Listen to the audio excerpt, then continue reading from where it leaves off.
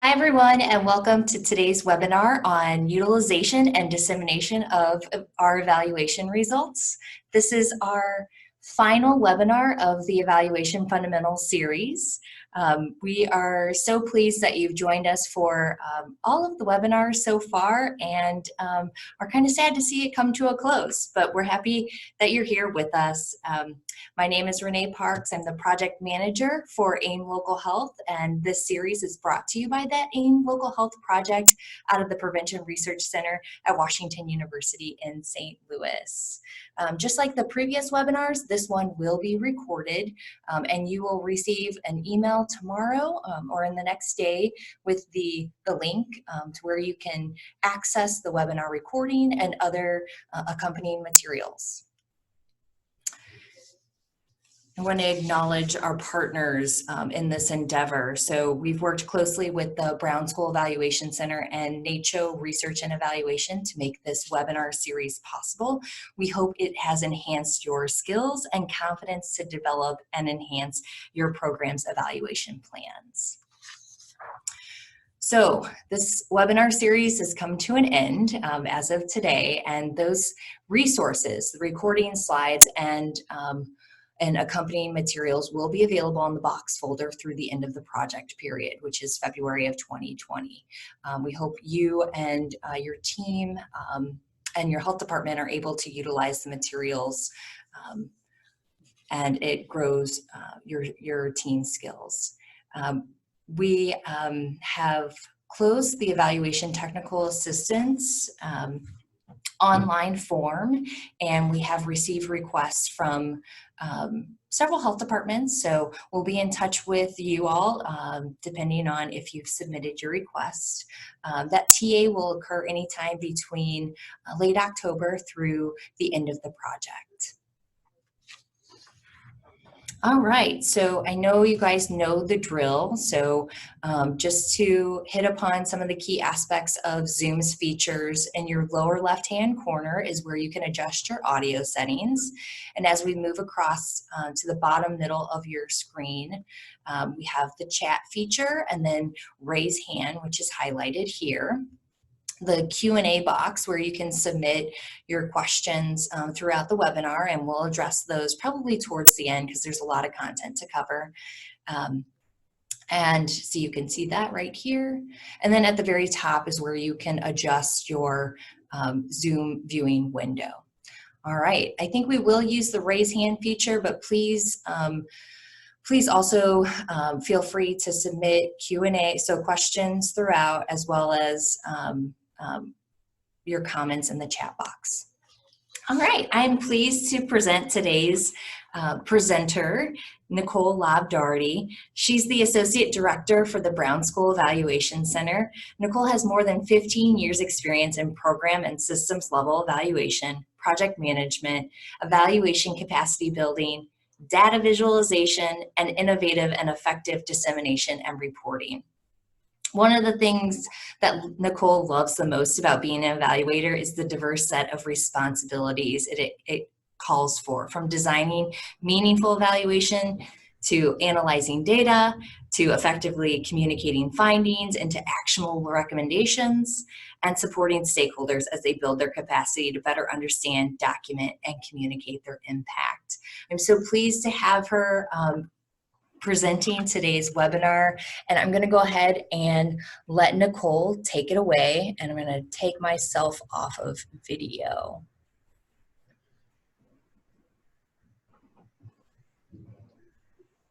Thanks, Renee. Really my pleasure to be here today. As Renee mentioned, I've been doing evaluation for over 15 years, and a lot of that work is in the public health field. And so I'm really thrilled to be here today. I'm meant to talk about one of my favorite topics, which is around dissemination and utilization of evaluation data and findings. So I'm going to go ahead and share my screen with you all today because we have a lot of visual slides to share with you today. So I'm going to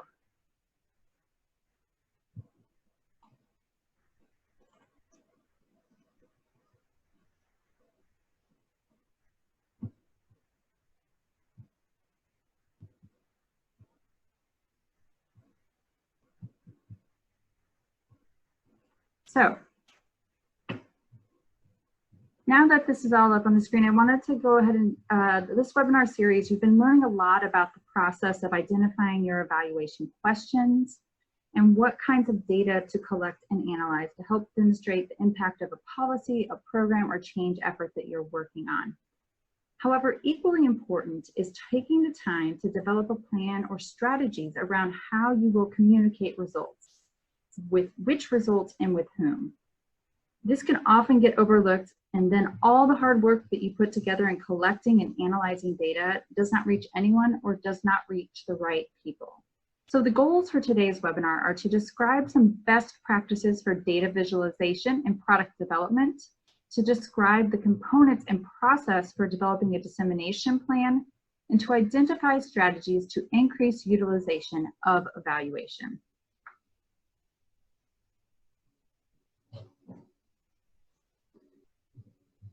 We have a little less than an hour, so our focus will be on 3 topics essential to dissemination and utilization of results, starting with some best practices to help us effectively and clearly visualize our data.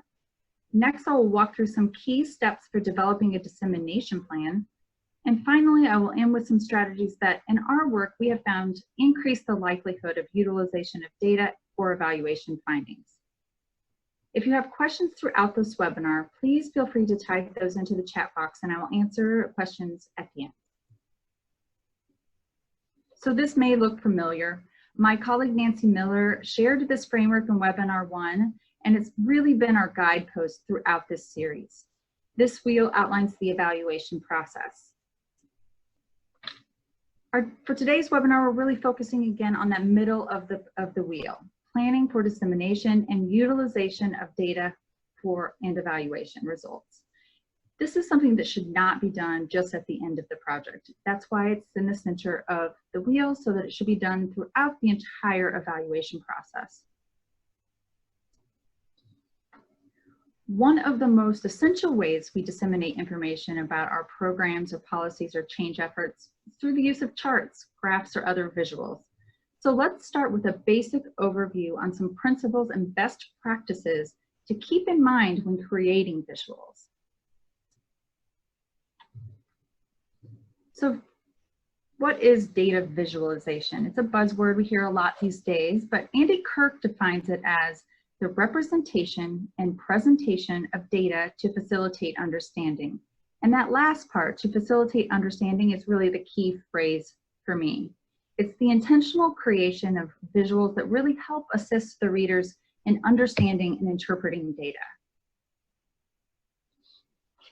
In general, the functions of visualizations or charts really are to help us see the data in context, as well as to help us to identify patterns, to answer or discover new questions, to help us tell a story about our program or our impact.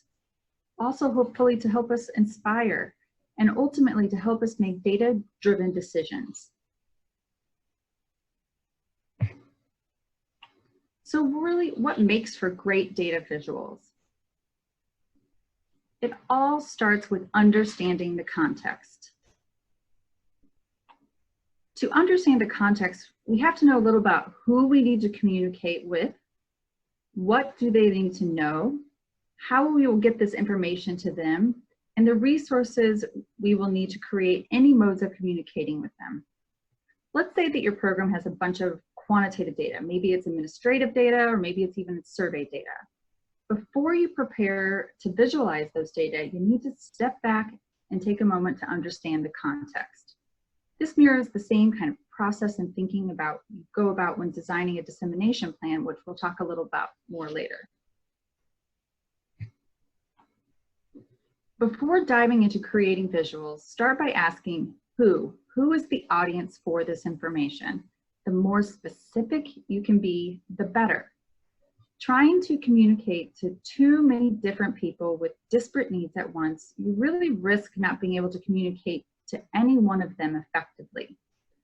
Often this means that we have to create different visuals or different products for different audiences. Once you've decided who your primary audience is, for the visual or the chart, then you really need to think of more about what does this specific audience need to know, or what do they need to be able to do? What kind of information is most important to them? Beyond what they need to know, what action do you want or need them to take? You should always really want your audience to know or do something. And if you don't know what that is, then it's often helpful to revisit whether you need to communicate with them in the first place. Once you've identified who the visual or chart is for, you need to think about how the audience tends to get information to help you identify an appropriate format or method for communicating the data or findings. There are countless ways to package information, but different audiences tend to need different levels of details and different types of information. It can really just be helpful to ask the audience about their preferred method of communication. Do they like presentations, meetings, a report, a brief? There are a number of different ways you can package, as I said, or disseminate data and evaluation findings. This list here really is just a few of the dissemination product types or channels that we often use. Anything from 1 to 2 pagers or executive summaries, to data dashboards or infographics, and presentations, whether that's in person or virtual, to the more formal kind of evaluation report, to some more kind of informal processes such as blog posts or newsletters. 1 or 2 pagers might be a good method or format when you need to share high-level information or where you just have a few key points or takeaways. These tend to be a good product type for audiences that are pressed for time but need to know overarching information on key findings. Similar to 1 to 2 pagers, executive summaries tend to be good for audiences that need high-level takeaways and have less time to really dig into the detailed data or findings. We often include executive summaries as part of longer reports, but we also try to really develop them in such a way that they can serve as kind of standalone documents. In general, we really try to keep these to somewhere between 2 to 4 pages in length, and we break up the text with visuals and white space to make it more accessible and readable. It can be helpful to include links to additional information in an executive summary, and that might be to additional details through hyperlinks or resources, other websites, or even other documents. Data dashboards are becoming increasingly common. A data dashboard is a set of graphs using multiple graph types based on different variables, and this data is displayed and refreshed on an ongoing basis.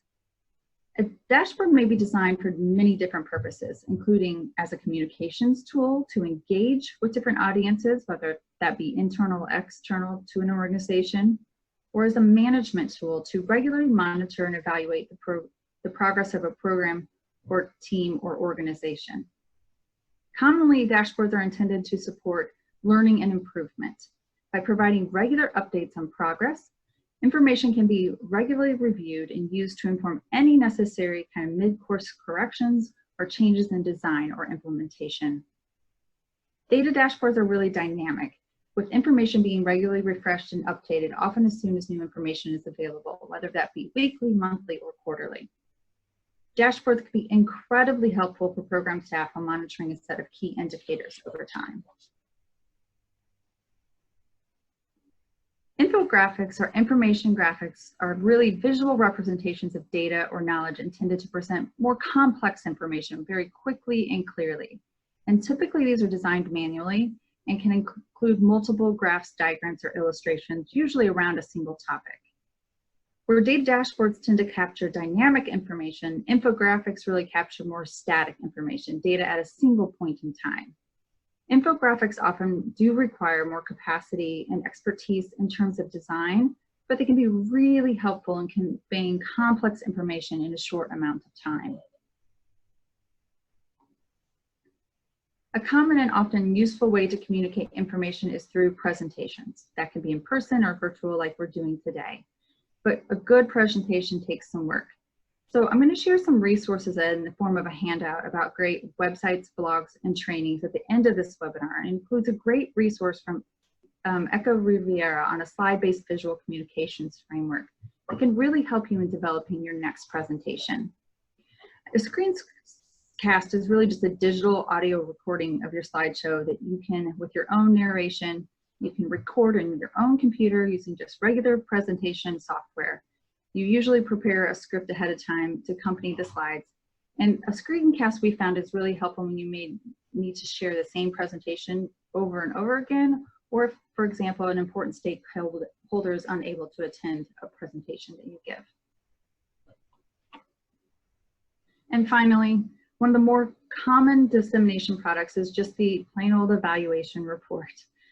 But the evaluation reports provide you really a great opportunity to share more details and nuances about your data and findings and give you just a little bit more space and time to tell a story. If you determine that a report is the appropriate product for you, for your intended audience, I would still challenge you to create shorter and more visually appealing reports. Here at the Evaluation Center, we really try to challenge ourselves to limit our evaluation reports to around 25 pages or less. And sometimes that can be a real challenge. We really want to include only the most essential information in those 25 or less pages. We may provide a lot more supplemental information, maybe data tables or details about our methods or our approach. But we really try to put most of that information in appendices so that they're accessible to those who want that level of detail. But for those who don't need it, they're not required to fumble through a long report to find the most essential information. So this table presents examples of reports and delivery formats, whether that's written, verbal, or electronic, based on 3 general types of evaluation users: the program leadership, program staff, and other users. This table really just is a sample illustration, and it's not an exhaustive list of the different types of approaches of evaluation reporting.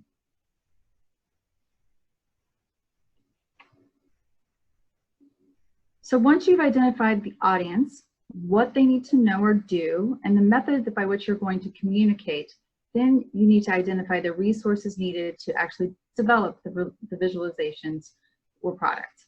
So the how-to is really grounded in data capacity.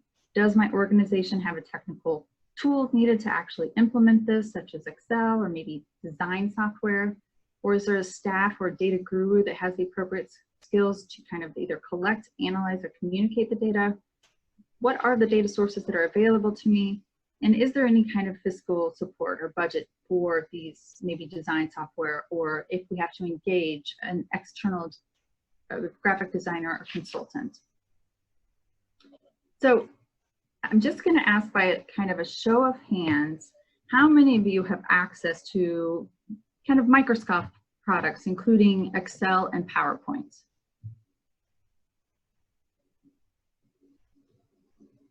So we have a lot of kind of hands coming up. Yeah. Well, at least half of you, it looks like, have this.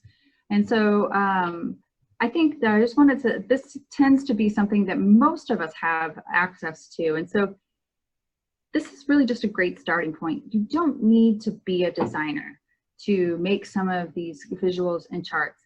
Just take a little bit of elbow grease, but it really, based on some of the principles I'll share with you today, hopefully you'll be able to have a good start.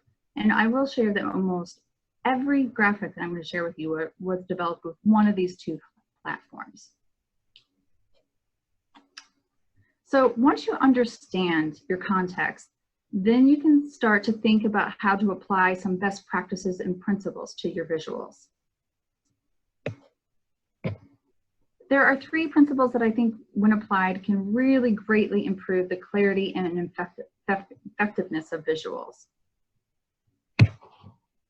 So I want you to just quickly look at this passage and to yourself kind of identify or count, how many times do you see the word slit in this tongue twister?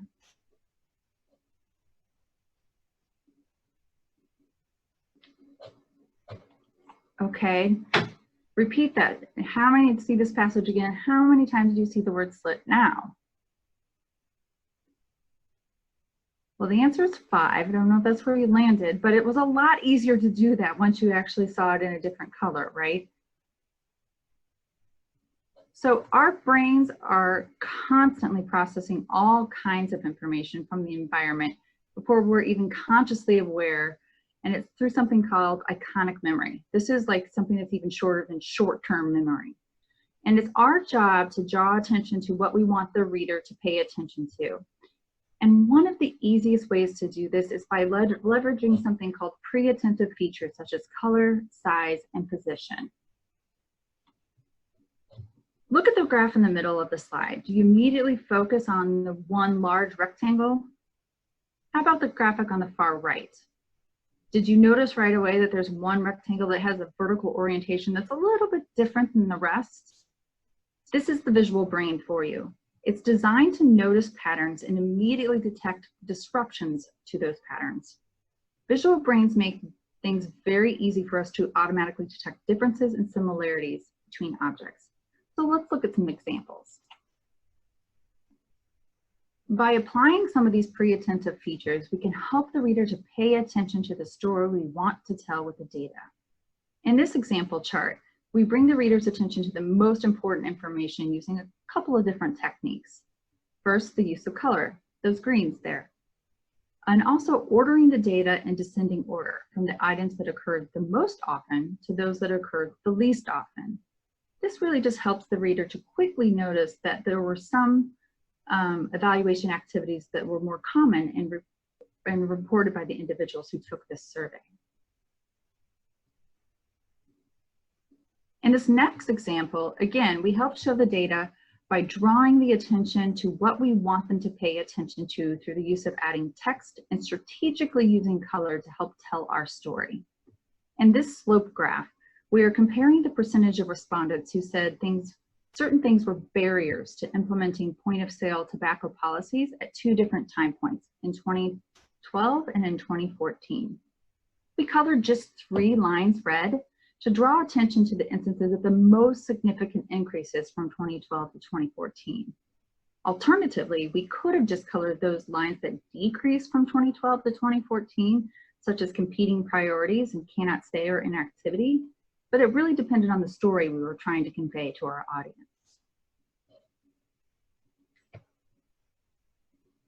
The second principle in developing effective visuals is to reduce unnecessary information on charts and graphic, just noise. So this idea of reduction is to include elements that are only directly tied to data. And this is something noted in the data visualization world as the data ink ratio. So I'd like to show just a little video here that demonstrates this concept of reducing the clutter of the data ink ratio. So we're going to start off with a chart here that is about the kind of the calories per grams for different kinds of food. And so we have this kind of brown shaded background. What if we remove that? We also have this kind of decorative gray solid background. Remove that. You can see that we have the type of food in 2 different places, both in a legend and on the bottom. Kind of redundant information. What if we remove that? What if we also remove the other redundant labels on the axes? We have this border. No data is associated with that big black line around. So what if we remove that border? Same with the other internal borders. What if we remove that? We also have just some colorful bars here, but I'm not really sure what they mean. What if I just reduce the colors? What if my audience is pig farmers and I really want to bring attention to the bacon? So that's why I'm strategically now using this red to emphasize that one piece of data. You might also notice though that there's some kind of shading going on behind those bars. There's no data associated with that shading, it's just decoration. So what if I kind of got rid of that and simplified that? What if I also, there's some kind of, those words in the axes labels are really kind of screaming at me. They're very bold. What if I kind of lightened it and removed the bolding from there? I might also, where else is there not data? Oh, well, these are these labels that we have. I might just lighten those so that they're important pieces of information, but it's not the main thing I'm trying to draw attention to. So I might also take those lines and lighten them, or even get rid of them completely. Now we have a much more accessible graphic that very quickly brings attention to what we want people to pay attention to. So this is really just, again, an example of how simplifying and reducing the lines and the decorations can really help to increase the effectiveness of a graph. So again, around the reducing clutter, I'm going the wrong way, sorry. Here's another example of a kind of how you might go of reducing the color. Here's a before shot of a graphic. Chart clutter are all those unnecessary distracting visual elements. And in this example, the clutter comes in the form of some dark, heavy grid lines, some unnecessary tick marks. We got some ornamental shading, maybe some gradation going on. And too often graphs are used textured or filled gradients. It's not really helping increasing our understanding of the information. So we've also taken, in this example, taken two-dimensional data and made three-dimensional bars. No real reason for that, right? It's not helping facilitate our understanding in any way. So let's look at this same chart after we did a little decluttering.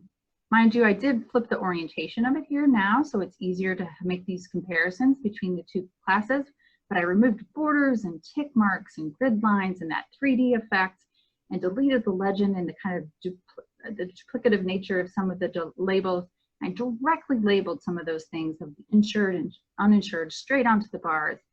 Now we just have two colors.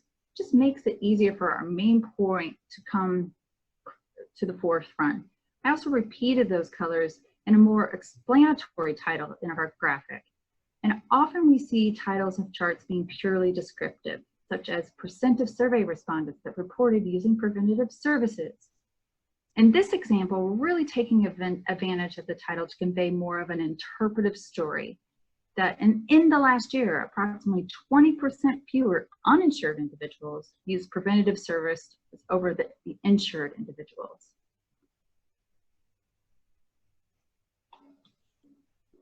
So next, how can we help the reader identify key messages with the use of text?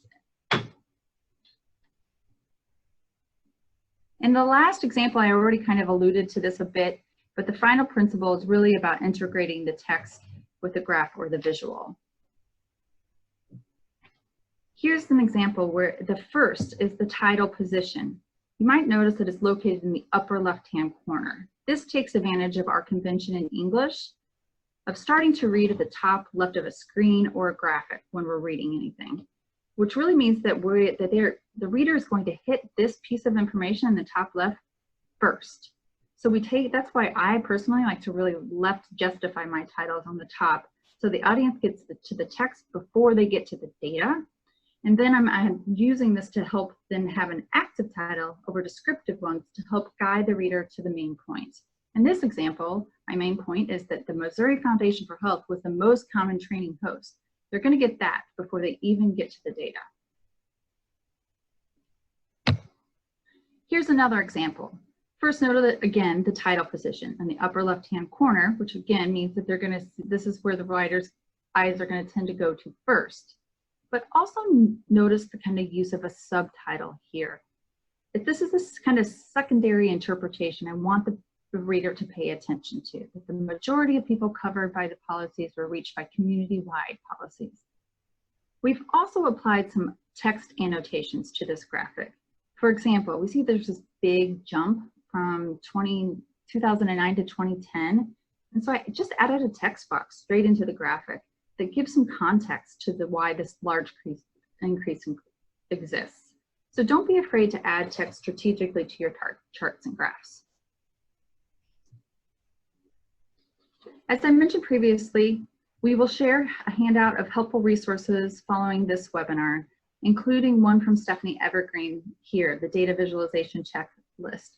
It's a handy dandy little checklist of how you can apply some of these best practices when creating your own charts or graphics.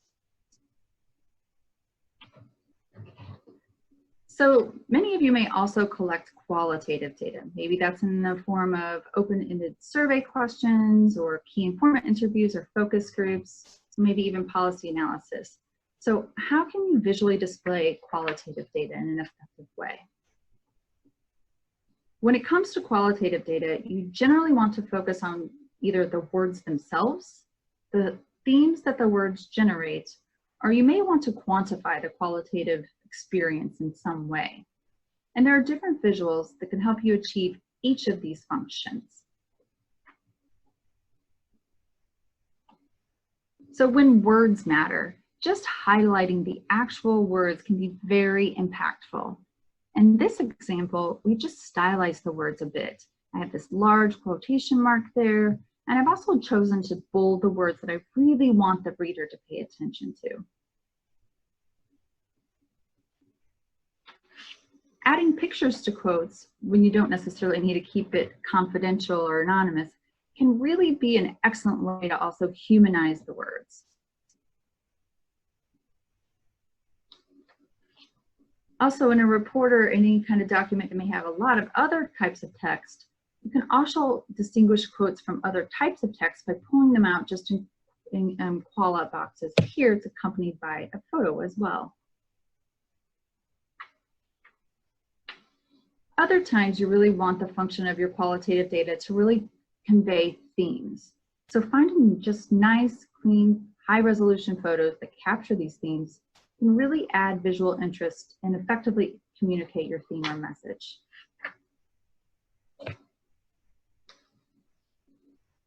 You may also uncover processes or connections in your qualitative data that can be captured in the form of diagrams. And this can be really just as simple as a series of shapes arranged very carefully. Both of these examples here were just diagrams that I built in PowerPoint that really are just a series of boxes and arrows and lines, really just trying to depict the concept or a process that emerged out of some qualitative data.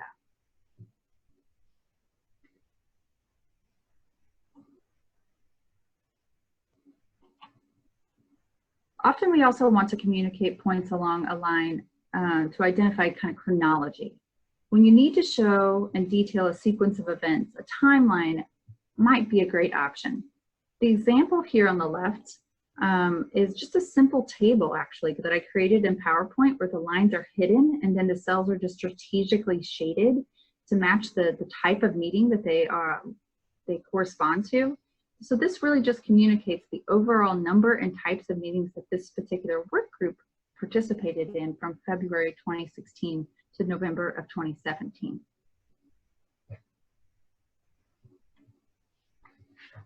The use of icons have also kind of exploded, right? And rightfully so. I think that they really help to provide a visual anchor to depict a theme.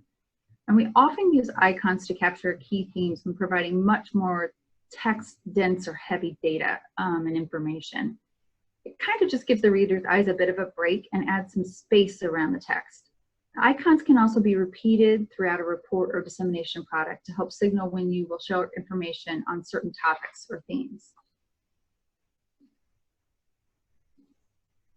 Word clouds really became very popular a handful or so years ago, and it's really just a way to quantify the frequency of specific words. In this example, we see the most frequently used words in a particular published article.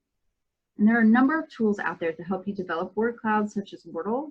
I will have to say one word of caution about word clouds. They're really good for depicting single words, but they really should not be necessarily be used if you're talking about phrases or sentences, such as responses to an open-ended survey question. Word clouds really only work really well and effectively when you're looking at single word responses. Another way to potentially quantify qualitative data is through the use of a gauge diagram or dial. In the example on the left, we used a gauge diagram to visually represent the degree to which there was evidence of best practices being present in a school-based health clinic. These data came from numerous interviews with key informants about clinic practices. And very quickly, I can see that there was relatively strong evidence of this site implementing best practices around facilities and hours. But the corresponding table below provides me with all those detailed text of that evidence.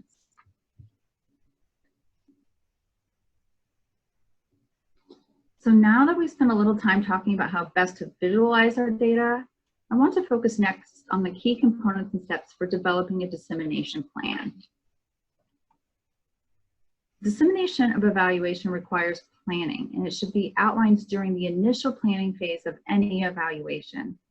Unfortunately, we don't often plan for dissemination and utilization until the very end. And this really can lead to us sharing the wrong kind of information with the wrong stakeholders. Just like the process of understanding the context for developing specific visuals, a thoughtful dissemination plan asks, who is your audience? Why do you need to disseminate information to them? What's the evaluation? Which of the evaluation results needs to be disseminated? And how and when are you actually going to communicate this information? Today, I'm going to walk you through just a template or a worksheet that we use that really helps to think through the who, the why, how, and when to communicate with different stakeholder groups or audiences to really help you flesh out a clear dissemination plan. A dissemination plan, again, as I mentioned, should be part of your overall evaluation plan. So hopefully, you touched base on that in earlier webinars. So we will share an electronic copy of this plan template or worksheet following today's webinar. But this process really just includes 8 basic steps. First, you'll need to identify the program being evaluated and clearly articulate the purpose of the evaluation. Again, this is something you all talked about in previous webinars about really clearly identifying the intended users and use. The first step then is to list out all the potential audiences or stakeholder groups of that particular evaluation. We really try to think broadly initially about who the intended users of the evaluation are. It can be anything from participants to funders, policymakers, program staff, leadership, researchers, and so on. You may need to have more than one sheet of this as you brainstorm all those potential audiences, but jot down each of those audiences in the far left column. Once you've listed out all the potential stakeholder or audiences for your evaluation, then you should think about the purposes of communicating both during the evaluation and at the conclusion of the evaluation. For example, while the evaluation is underway, is it important to include them in the design and implementation of the evaluation?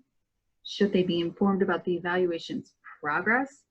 If your answer is yes to any of these purposes, you indicate that with either an X or a check mark. For each audience, you also want to think about the purposes of communicating at the conclusion of the evaluation.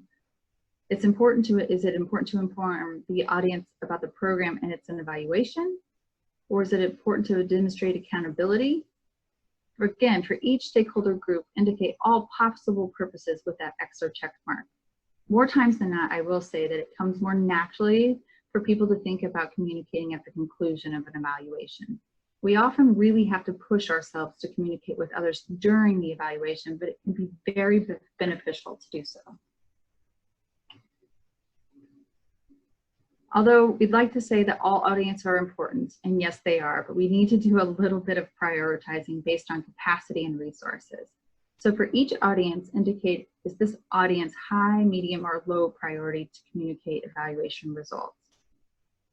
Some audiences may be more important to disseminate or communicate information at different time points too. So you may be, it's a high priority at the conclusion of the evaluation, but a low priority during the evaluation.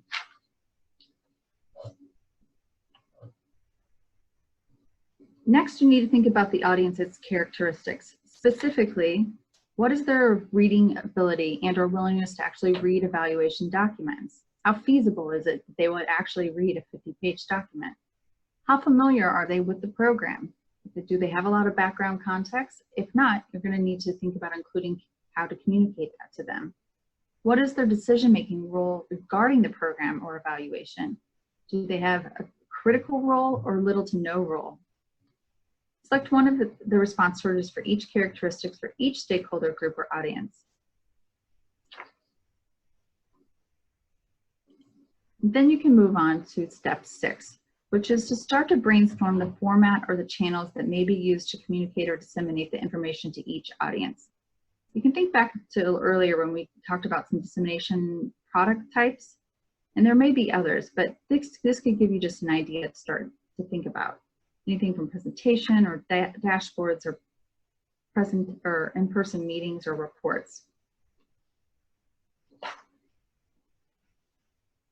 Once you've identified specific strategies or formats for each audience, then you need to think about when. When will you implement each strategy and how often or frequent?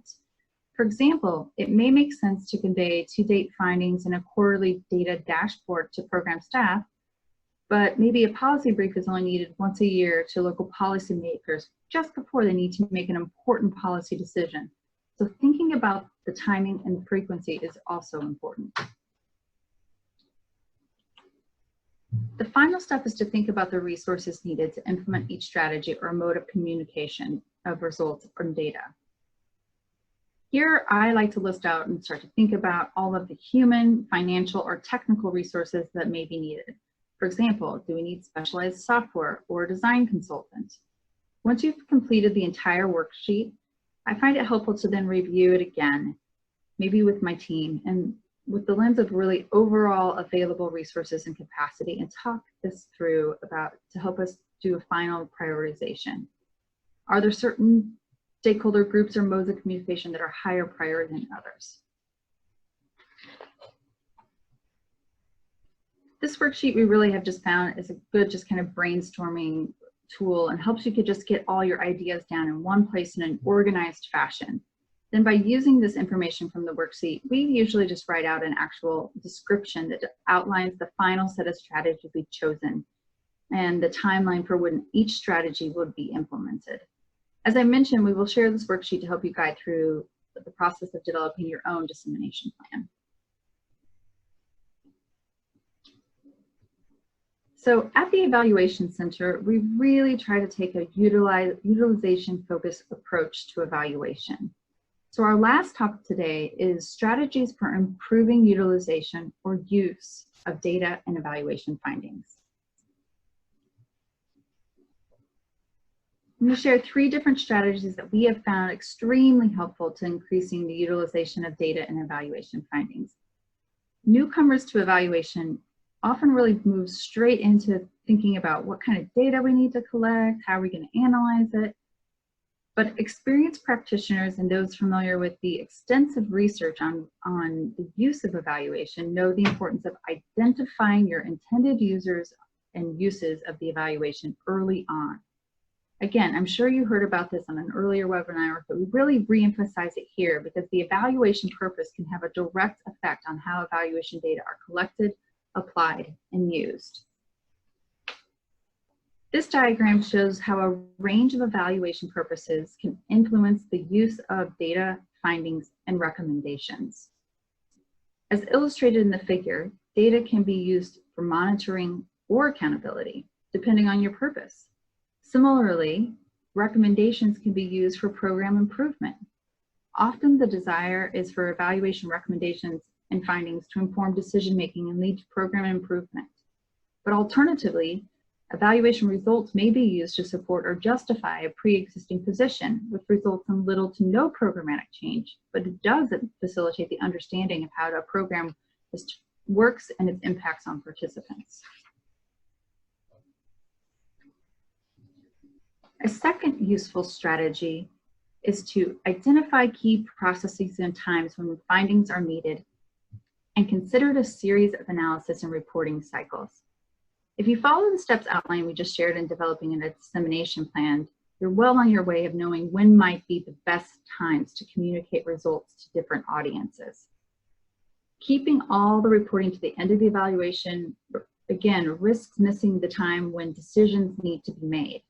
And it also misses the opportunity to iteratively build an understanding of and commitment to using the findings.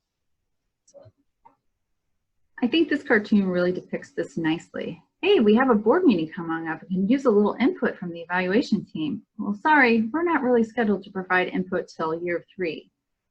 Many evaluations just are set up to fail because they're not designed to deliver findings either too late or really to inform key decision points. Key decision points and processes really should be identified, and the timing of those reports or other kinds of products should really be organized around these.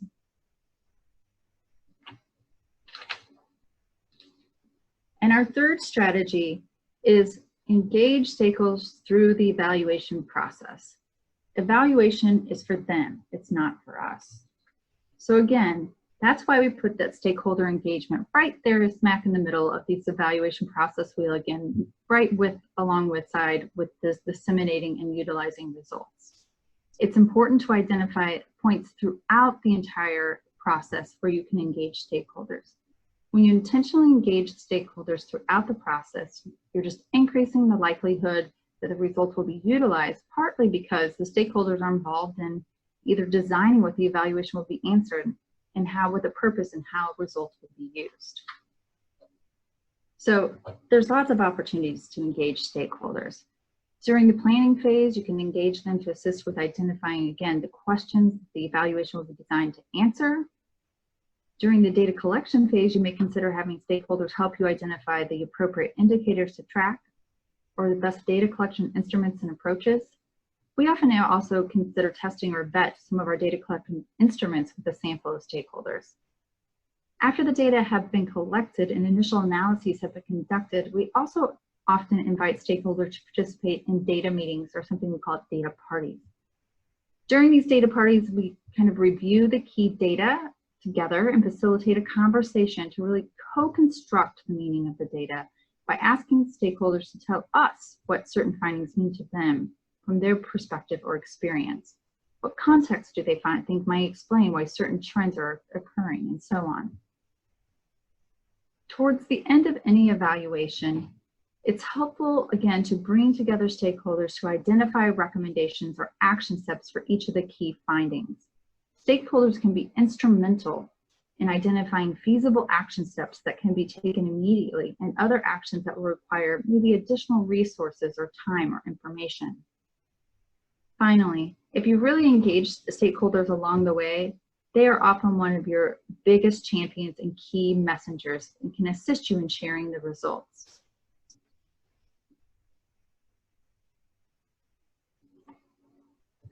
This quote comes from Haley Prescall in an article called "The Practical Guide for Engaging Stakeholders in Developing Evaluation Questions."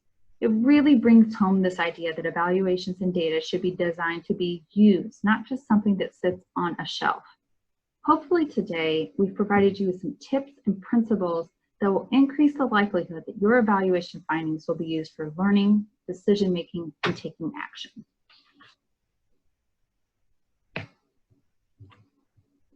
So I want to open it up now for any questions, and so we'll see if there's been any questions that have come through the chat box so far. If not, feel free to go ahead and take a minute or two to put any questions you have there in the chat box.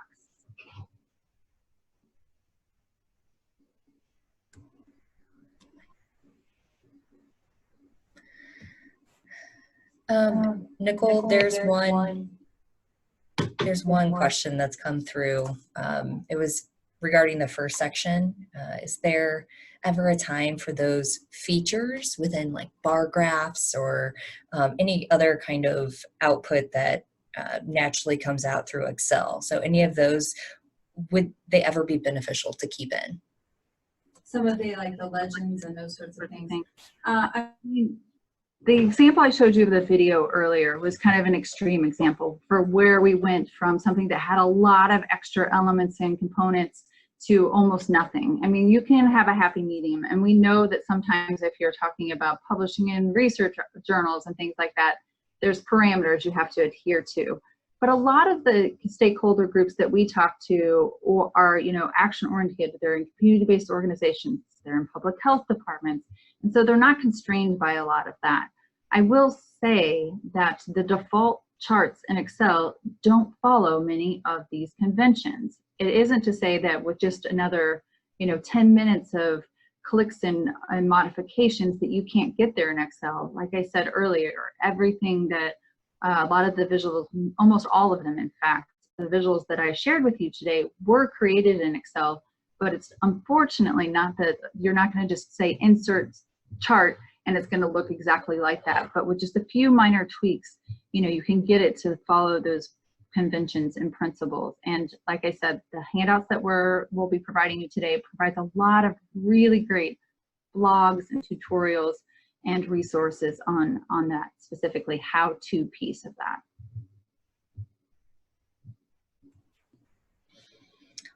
What other questions do folks have?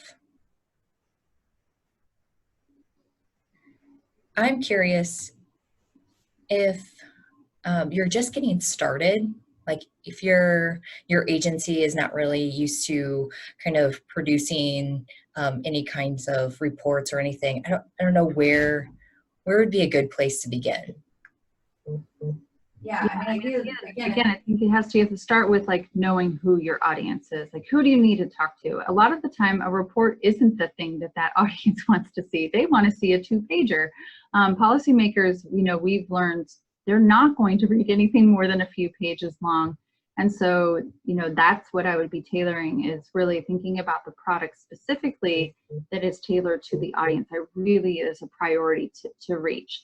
But a lot of these Excel and Word and PowerPoint, you can design some pretty nifty and visually appealing things in there with just a little bit of extra work.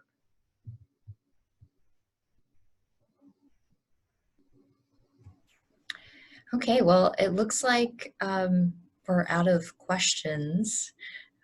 There was this is a good time to say that these slides, the webinar recording itself, and the resources that Nicole mentioned throughout this webinar, these will be available to you. You will receive an email tomorrow where you can access these files. And that really, I mean, concludes our webinar. We really appreciate your participation, not only in today's webinar, but in other webinars of this series. Please take a brief moment to complete the post survey that will come up as you exit, providing feedback on today's webinar, as well as sharing any thoughts on additional topics you'd like us to potentially cover. Nicole, thank you. This was a lot of great content. Yes, thank you so much for having me. It was my pleasure. This concludes our webinar, everyone. Bye.